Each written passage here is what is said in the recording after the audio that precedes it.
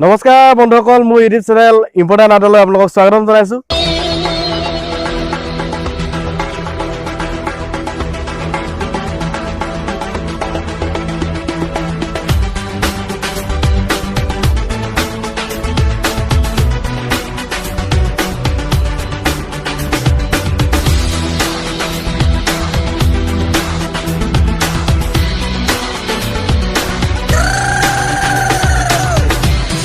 আজি আমি গৈ আছোঁ মানৱজ্যোতি ভাইটিৰ ঘৰলৈ। এই মোৰ লগত আছে, দেখিছে, মোৰ লগত আজি যাব দাদা এজন, ভৰত তামুলী।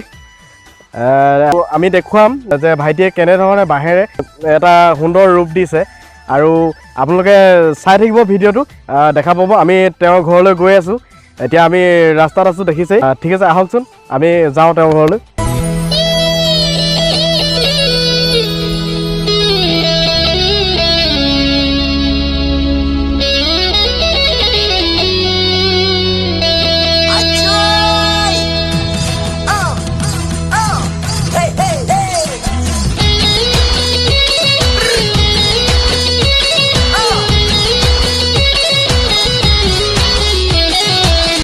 বন্ধুসকল, আমি আহি মানৱ বৰুৱা ভাইটিৰ ঘৰ পালোহি, আৰু ভাইটি আজি মোৰ লগত আছে। ইউটিউব চেনেললৈ স্বাগতম জনাইছোঁ। নমস্কাৰ, আপোনাক ধন্যবাদ জনাইছোঁ আমাৰ ঘৰলৈ অহাৰ বাবে, মোক এখন সৰু মঞ্চ দিয়াৰ বাবে ধন্যবাদ আপোনাক। তোমাৰ পৰিচয়টো জনাবা নেকি? নমস্কাৰ, মই শ্ৰী মানৱজ্যোতি বৰুৱা। মোৰ দেউতাৰ নাম প্ৰবীণ বৰুৱা, মোৰ মাৰ নাম সুষমা বৰুৱা। মই বৰ্তমান সোণাৰী মহাবিদ্যালয়ৰ ৰাজনীতি বিজ্ঞান বিভাগৰ ৪ৰ্থ ষাণ্মাসিকৰ ছাত্ৰ। বাঁহেৰে তুমি এটা শিল্প সংস্কৃতি গঢ় লৈ তুলিবলৈ চেষ্টা কৰিছা, আৰু যথেষ্টখিনি তুমি আগবাঢ়িছা। তুমি তোমাৰ আজি তোমাৰ যি কৰ্মৰ আজিৰ মূলতে তুমি কোন বুলি ভাবা, আৰু তুমি কাৰ পৰা অনুপ্ৰাণিত হৈছো বুলি তুমি ভাবা? মই প্ৰথমে ক'ব লাগিব মোৰ মা দেউতাই সদায় মোক প্ৰেৰণা যোগাই আহিছে।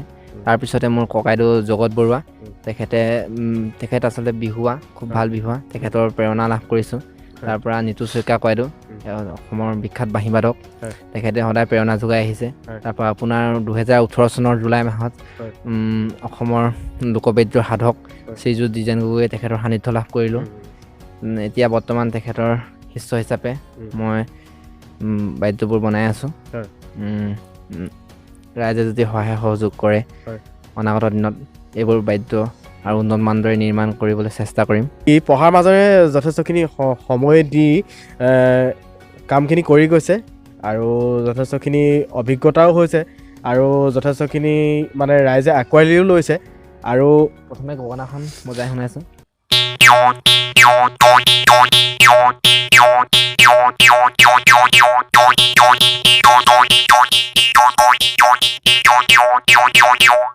এবাৰ মই সুতুলি, এইটো বাঁহৰ সুতুলি, মোৰ গুৰু দ্বিজেন গগৈদেৱে তেখেতে বাঁহৰ সুতুলি নিৰ্মাণ কৰিছিলে প্ৰথমে। তেখেতক অনুকৰণ কৰি মই বাঁহৰ সুতুলি নিৰ্মাণ কৰিছোঁ।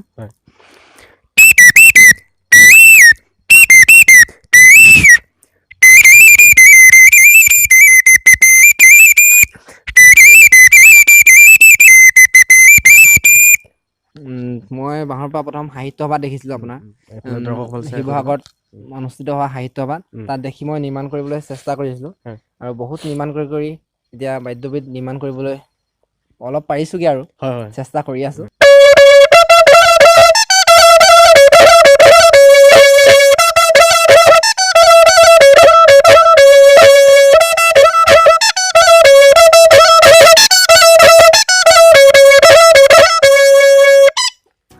খুব সুন্দৰ, বৰ সুন্দৰ হৈছে।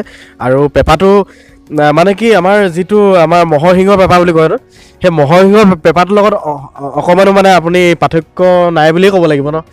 যথেষ্টখিনি সুন্দৰভাৱে তেওঁ এইটো দেখুৱাবলৈ চেষ্টা কৰিছোঁ, যথেষ্ট সুন্দৰভাৱে বনাইছে।